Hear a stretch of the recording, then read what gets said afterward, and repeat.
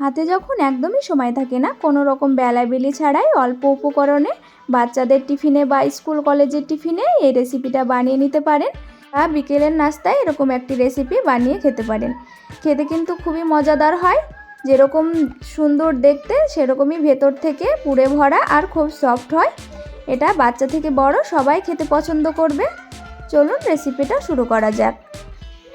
রেসিপিটা বানানোর জন্য আমি এখানে একটি মিক্সিং বোলে একটি ডিম নিয়ে নিচ্ছি। একটি ডিম ভেঙে দিলাম। এবার দিয়ে দিচ্ছি 1 কাপ ময়দা।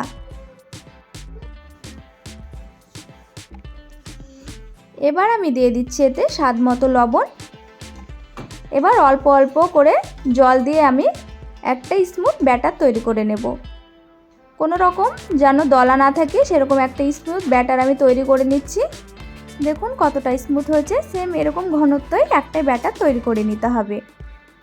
খুব বেশি ব্যাটারটা গাঢ় করা যাবে না, এরকম একটি রেখা টানলেই বোঝা যাবে কতটা ঘনত্ব হয়েছে। এবার আমি একটি ফ্রাই প্যানে দিয়ে দিয়েছি 1 টেবিল চামচের মতো সরিষার তেল। এখানে আপনারা সাদা তেলও ব্যবহার করতে পারেন। আর দিয়ে দিলাম একটি ডিম।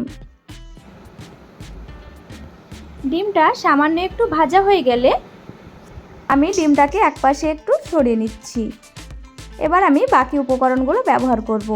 দিয়ে দিলাম একটি পেঁয়াজ কুচি, আর দিয়ে দিচ্ছি 2টো কাঁচা লঙ্কা কুচি, আর দিয়ে দিলাম একটি টমেটো কুচি। এবার সবগুলো উপকরণকে আমি খুব ভালোভাবে মিশিয়ে 1 মিনিট মতো রান্না করে নেব।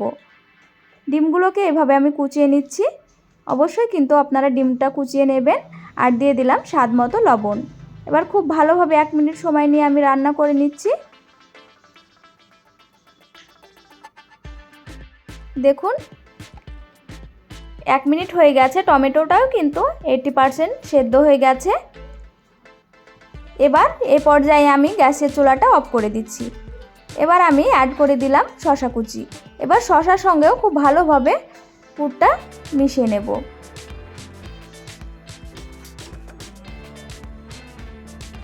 পুরটা আমার একদমই রেডি হয়ে গেছে। এবার আমি একটি পাত্রে তুলে নিচ্ছি। এবার একটি ফ্রাই প্যানে আমি সামান্য একটু তেল ব্রাশ করে নিলাম। এবার আমি ব্যাটারটা দিয়ে দিচ্ছি। 1 হাতা করে ব্যাটার আমি এভাবে দিয়ে চারিপাশে ছড়িয়ে দিচ্ছি। এবার গ্যাসের ফ্লেমটা মিডিয়াম টু হাই রেখে আমি নাস্তাগুলো ভেজে নেব। এটা যতক্ষণ না উপরটা শুকিয়ে আসে ততক্ষণ কিন্তু আমি উল্টে দেব না। দেখুন উপরটা খুব ভালোভাবে শুকিয়ে গেছে। এবার আমি উল্টে পাল্টে ভেজে নিচ্ছি। এই পরোটাটা কিন্তু হালকা ভাজতে হবে, খুব ভালোভাবে ভাজবেন না। এবার উপর থেকে আমি একটু তেল ব্রাশ করে দিচ্ছি। এবার উল্টে পাল্টে আমি কালার চেঞ্জ করে ভেজে নেব।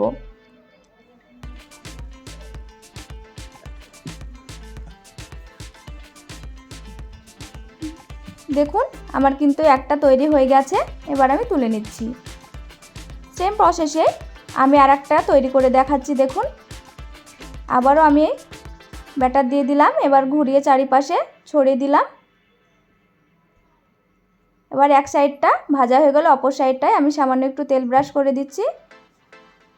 আবারও উল্টে পাল্টে পরোটাটা ভেজে নিচ্ছি যতক্ষণ না পরোটা থেকে কাঁচা ভাবটা চলে যায়। খুব বেশি ভাজতে হবে না, পরোটার যে একটি কাঁচা ভাব সেটা চলে গেলেই হবে। দেখুন আমার ভাজা হয়ে গেছে। এবার আমি তুলে নিচ্ছি। সবগুলো ভাজা হয়ে গেছে। এবার আমি একটা একটা পরোটার মধ্যে এই যে পুরটা তৈরি করে নিয়েছিলাম সেটা দিয়ে দিচ্ছি। এবার উপর থেকে এক সাইডটা ভাজ করে নিলাম। এবার উপরে আমি একটি ময়দার ব্যাটার তৈরি করে নিয়েছিলাম সেটা দিয়ে দিচ্ছি। এবার এইভাবে ভাজটা আমি জয়েন্ট করে দিচ্ছি। দেখুন আবারও উপরে ব্যাটারটা দিয়ে দিলাম, দিয়ে আবারও এপাশ থেকে ভাজ করে নিচ্ছি। আমি যেভাবে ভাজ করে নিচ্ছি হয়তো বুঝতে পারছেন, আপনারাও সেম প্রসেসে এরকমভাবে ভাজটা করে নেবেন যাতে করে নাস্তার ভাজটা খুলে না যায়। এভাবে নাস্তাটা তৈরি করলে খেতে কিন্তু খুবই মজাদার হয়। দেখুন আরেকটা আমি তৈরি করে দেখাচ্ছি। অবশ্যই কিন্তু আপনারা এভাবে তৈরি করে নেবেন।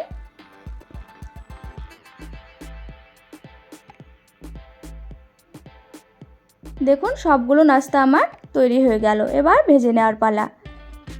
এবার আমি একটি ফ্রাই প্যানে দিয়ে দিলাম 1 টেবিল চামচের মতো সাদা তেল। এখানে আমি খুব বেশি তেলের ব্যবহার করব না। এবার আমি নাস্তাগুলো দিয়ে দিচ্ছি। প্রথমে আমি 3টে নাস্তা ভেজে নিচ্ছি, উল্টে পাল্টে কালার চেঞ্জ করে আমি ভেজে নেব। এই নাস্তাটি খুবই হেলদি, এটা খুব তেল মশলা কমে নাস্তাটি বানিয়ে নেওয়া যায়। এটা বাচ্চা থেকে বড় সবাই কিন্তু খেতে খুবই পছন্দ করে। দেখুন কথা বলতে বলতে আমার একটি নাস্তা তৈরি হয়ে গেল। এবার আমি তুলে নিচ্ছি। খুব কালারটা সুন্দর এসেছে, এবার আমি তুলে নিচ্ছি। এবার বাকিগুলো আমি ভেজে নিচ্ছি। আর কোনো রকম তেল দেওয়ার দরকার নেই, ফ্রাই প্যানে যতটুকু তেল আছে সেই তেলেই আমি কিন্তু বাকি নাস্তাগুলো ভেজে নেব। দেখুন বাকি নাস্তাগুলো ভাজা হয়ে গেছে, এবার আমি তুলে নিচ্ছি। দেখুন তৈরি হয়ে গেল একদম দুর্দান্ত স্বাদের সফট এবং হেলদি একটি নাস্তা।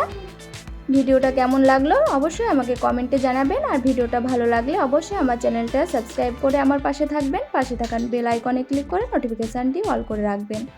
পরবর্তী ভিডিওর নোটিফিকেশান সবার আগে পাওয়ার জন্য সবাই ভালো থাকবেন, সুস্থ থাকবেন। এখনকার মতো বিদায় নিচ্ছি।